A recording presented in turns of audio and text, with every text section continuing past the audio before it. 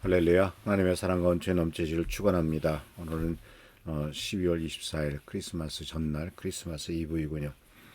지난 주일날 설교 말씀을 드릴 때 성탄은 예수님께서 이 땅에 오신 것은 하나님 나라가 마귀의 세상인 이 세상에 침공을 하러 온 것이다. 이제 침공이 시작되었다라고 하는 것을 말씀드렸습니다. 우리가 침략, 침공이라고 하면은 부정적인 의미로 많이 받아들이게 됩니다만은 하나님 나라가 이 땅에 침공하러 들어오는 것은 이 악한 세상을 다 물리치고 오직 하나님의 뜻과 하나님의 나라가 이 땅에 세워지기 위한 하나님의 위대한 역사의 출발이고 또 하나님께서 이 땅에 당신의 아들을 보내시겠다라고 말씀하셨던 인류 구원의 역사가 실제적으로 시작된 것을 발견하게 됩니다. 우리는 이 사실에서 또 하나 생각해 보면 무엇을 생각하게 되냐면 이 하나님 나라에서 오시는 놀라운 축복과 은혜 또 우리 인간의 모습을 생각하면서 서로 비교해 볼 수 있는 것은 바로 뭐냐면 희망은 내부에서 일어나는 것이 쉽지 않다라는 거죠. 내 안에서 뭔가 변화되어 가지고 희망을 찾으려고 하지만 인간이라고 하는 존재가 워낙 죄인이고 또 자기 멋대로 행하기가 쉬운 존재이고 그리고 또 조금만 뭔가 잘 나가는 것 같으면 교만해지고 이런 여러 가지 많은 문제점들이 있는 것이 인간이기 때문에 사실 인간에게 어떤 희망을 둔다는 것 자체가 그렇게 쉬운 일이 아니다라는 사실을 발견하게 되죠. 그래서 사실은 희망은 예수님께서 이 땅에 들어오셨듯이 외부로부터 시작되어야 되고 오늘 그 말씀 1장 2절 말씀에서 바로 11장 9장 2절 말씀 속에서도 이렇게 말씀하고 있는 거죠. 어둠 속에서 헤매던 백성이 큰 빛을 보았고 죽음의 그림자가 드리운 땅에 사는 사람들에게 빛이 비쳤다. 이러한 말씀은 마치 예수님이 처음 탄생하셨을 때 광야에서 양을 치고 있었던 그리고 들에서 양을 치고 있었던 목자들에게 천사가 나타나서 만백성에게 전할 놀라운 빛과 함께 만백성에게 전할 놀라운 축복된 소식을 전한다라고 말씀하셨던 이 천사의 전언과도 비슷한 것을 보게 됩니다. 근데 이 말씀의 배경에 보면은 9장 2절에 이사야서 9장 2절에 어둠 속에 헤매던 백성이란 말을 썼고 죽음의 그림자가 드리운 땅이라는 말을 썼습니다.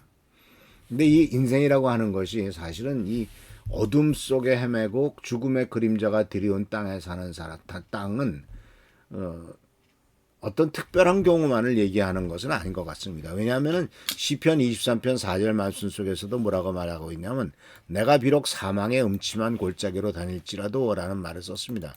내가 비록 사망의 음침한 죽음의 골짜기, 그늘 골짜기를 다닐지라도 주께서 나와 함께 하신다는 말을 썼는데 여기에서 이 말씀을 잘 생각해 보면 사망의 음침한 골짜기를 전혀 다니지 않았으면 좋겠습니다만은 어떤 인간이든지 간에 죽음의 음침한 골짜기를 통과하지 않는 사람은 없다라는 겁니다. 인생에 있어서 죽음의 그늘 골짜기를 다니는 경우가 굉장히 많다. 그리고 그것이 벗어났다고 해서 한번 통과했다고 해서 완전히 통과되는 것도 아니고 또다시 죽음의 그늘 골짜기가 우리들에게 다가와서 계속해서 우리를 힘들게 만드는데 중요한 것은 그러한 죽음의 그늘 골짜기를 회피하려고 하는 것보다도 그런 골짜기를 다닌다 할지라도 주님이 나와 함께 하시고 주님의 막대기와 지팡이로 나를 보살펴 주시는 그러한 체험을 하는 것이 더 중요한 부분이다. 그래서 이 어둠 속에 헤매던 백성이 큰 빛을 보았고 죽음의 그림자가 드리운 땅에 사는 사람에게 빛이 비쳤다. 바로 예수 그리스도께서 이 땅에 오시는 것을 말씀하고 있고 이 말씀은 바로 누가복음과 마태복음에 예수님께서 이 사역을 시작하시면서 이와 같은 일들에 대해서 복음서의 기자들은 그대로 이 말씀을 인용해서 예수께서 이 땅에 오신 것이 바로 그러한 뜻이다라고 하는 것을 설명하고 있는 것을 볼 수가 있습니다. 또 한 가지 중요한 포인트는 이 어둠에 헤매던 백성이란 포인트하고 또 한 가지 중요한 것은 빛으로 상징되는 예수님이죠. 큰 빛을 보았다, 빛이 비쳤다. 그러니까 예수님을 여러 가지로 상징하고 하나님의 아들이신 예수님을 여러 가지로 표현합니다만 그 중에서 바로 가장 중요한 표현 중에 하나가 바로 뭐냐면 빛으로 오셨다라는 것이죠. 요한복음 1장 4절 말씀 속에서도 분명히 우리들에게 가르쳐주고 있는 것은 예수님은 빛이시다. 그분 안에 생명이 있습니다. 그 생명은 세상 사람들을 비추는 빛이었습니다. 세상 사람들을 비추는 빛. 생명이 있는 빛을 말하고 있고, 또 요한복음 1장 9절에서도 뭐라고 표현하고 있냐면은 참 빛이 있었습니다. 그 빛은 세상에 와서 모든 사람을 비췄습니다. 참된 빛이 있었는데 그 빛은 바로 예수님이신데, 예수님은 이 세상에, 인간의 사는 세상에 와서 모든 사람을 두루두루 비춰서 그 빛 가운데로 나오게 하셨다라는 거죠. 그래서 여기 보면 세상에 오셨다라는 말을 썼죠. 예수님이 탄생은 그 빛이 세상에 오신 겁니다. 그 빛이 와서 빛이 죽음과 그늘 골짜기, 어둠의 음침한 골짜기로 다니는 사람들을 향해서 찬란하게 비치기 시작했다라는 거죠. 그래서 이것은 무엇을 우리에게 가르쳐 주냐면은 우리가 미래를 위해서 스스로 힘을 내자라고 말하는 것이 아니라는 거예요.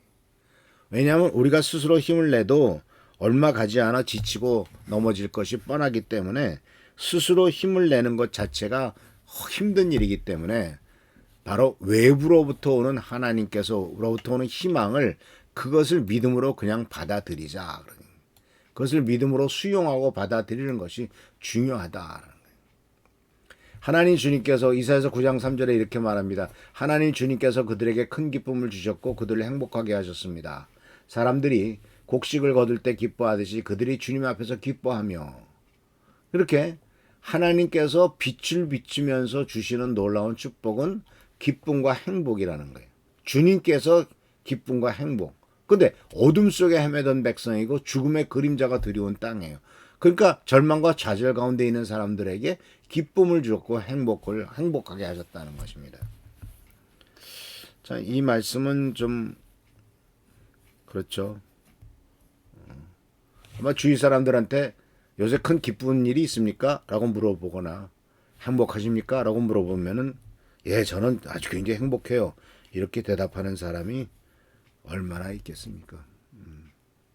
더군다나 엉뚱당뚱한 대계엄으로 말미암아 그나마 위태위태하던 한국 경제가 그냥 쑥밭이 되고, 많은 자영업자들 못 살겠다고 나가 자빠지고 모든 경제가 무너져가는 이와 같은 끔찍한 상황 속에서 나는 기쁘다라고 말할 수 있는 사람이 누가 있겠고, 나는 행복하다라고 말할 수 있는 사람이 누가 있겠습니까? 그러니까 환경을 보면 그렇다는 얘기죠. 그러나 하나님께서 주신 기쁨은 세상이 주는 것과 같지 않고, 하나님께서 이제 우리들을 변화시키는데, 이 납스불론 땅과 납달리 땅, 어둠 속에 헤매던 백성들은 또 죽음의 그림자가 드리운 땅이라는 표현은 살해의 땅, 많은 사람이 죽어가는 땅, 많은 사람이 애꿎은 죽음을 당하는 땅,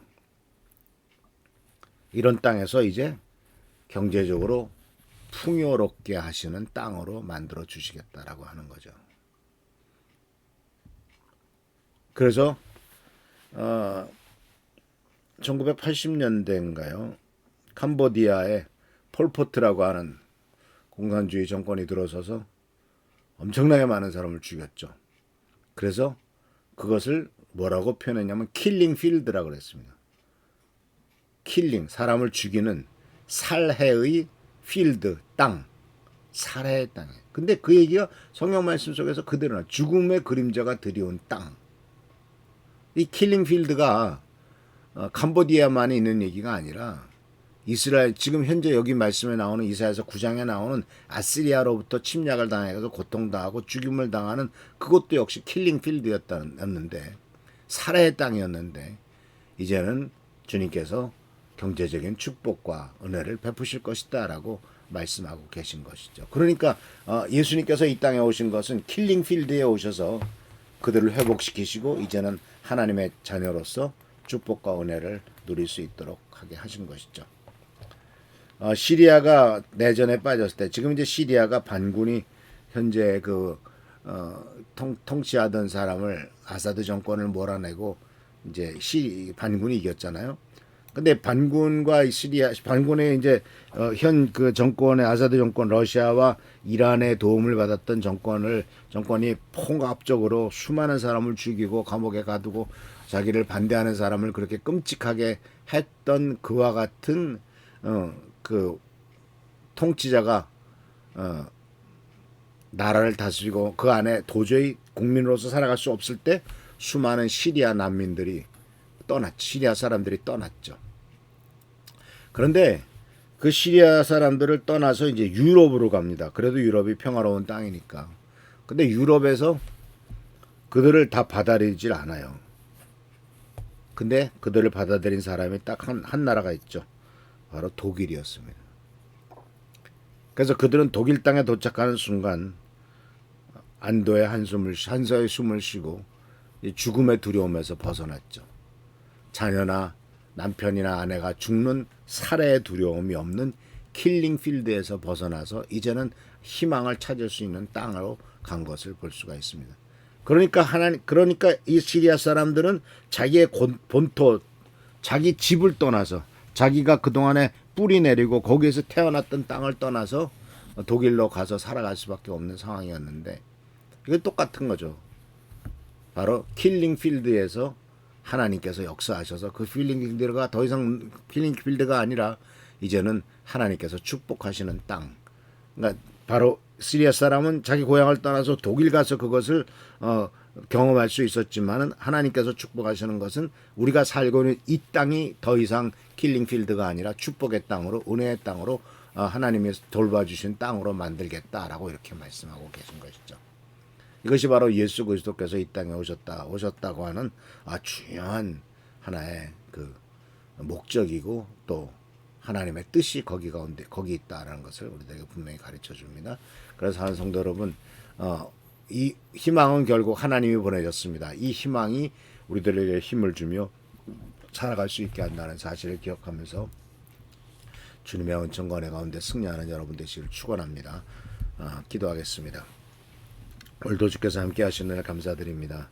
하나님의 도우심으로 승리하며 복된 자리 은혜의 자리에 들어가기를 원하오니 또 주님께서 주시는 희망 가운데 살아가기를 원하오니 주여 우리를 지키시고 보살펴 주옵소서. 이 대한민국 땅을 주님께서 축복하시고 도와주시며 은총과 은혜가 넘치도록 역사하여 주옵소서. 보살펴 주시고 도와주시길 바라옵고 예수 그리스도의 이름으로 축복하며 간절히 기도하옵나이다. 아멘. 오늘도 주님의 은총과 은혜 가운데 승리하는 여러분 되시길 축원합니다. 교회와 나라 민족을 위해서 또 우리 최성규 장로님과 또 한은정 선생님 또 김찬희 어머니를 위해서 기도해 주시길 부탁드립니다. 할렐루야 축복합니다.